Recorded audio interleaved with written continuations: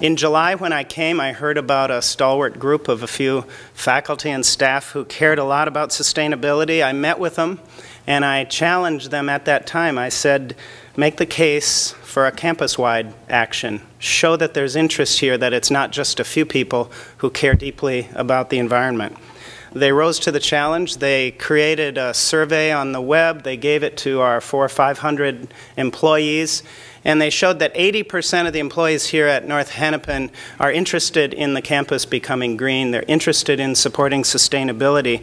And my favorite question they asked was, would you be willing to donate your time, you know, the most precious thing we have, toward advancing sustainability here at North Hennepin? And a significant proportion of the respondents said yes. That made an impression on me. It showed that there was momentum already established on campus. Last August, those 5 stalwart folks founded the North Hennepin Sustainability Council. Now that council has around 35 members with faculty from disciplines across the campus, staff from all around the campus, and students. And in fact, this year we have our first student sustainability group, the North Hennepin Student Environmental Association, which I think you'll hear about in a little bit. The last thing I'd like to say about the history that brings us here today is that it's not just North Hennepin focusing on our smaller campus community. In fact, we're working hard from the very beginning to interact with some of the efforts outside our larger community.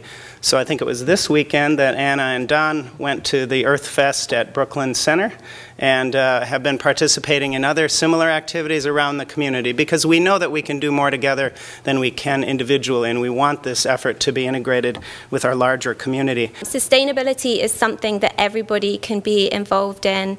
Everybody can make small changes in their lives to be part of something bigger. I know there's lots of my students in the room, and I wanted to quote actually one of my students, also Kristen, who's sitting in the middle.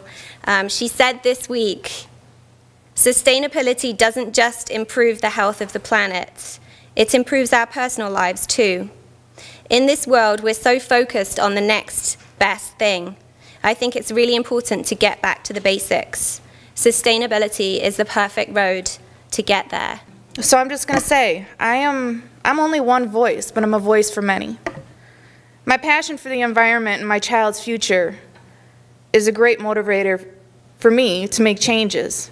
And I have also witnessed what passion has done for here on our campus in a very short period of time. We're faced as a society 3 very major problems, all related to our use of energy, and particularly our use of fossil fuels.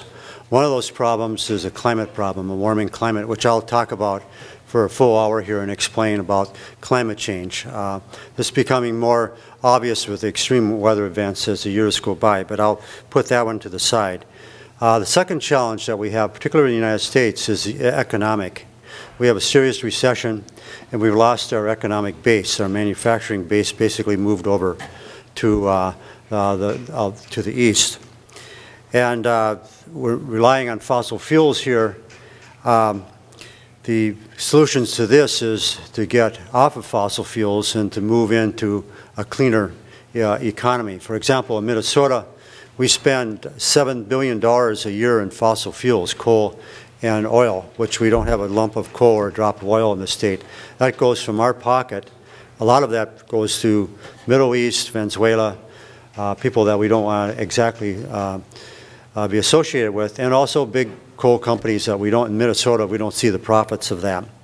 But if we develop our own natural energy, which we are endowed with here in Minnesota, wind, solar, biomass, geothermal, all these are future possibilities, industries that our children will be working in.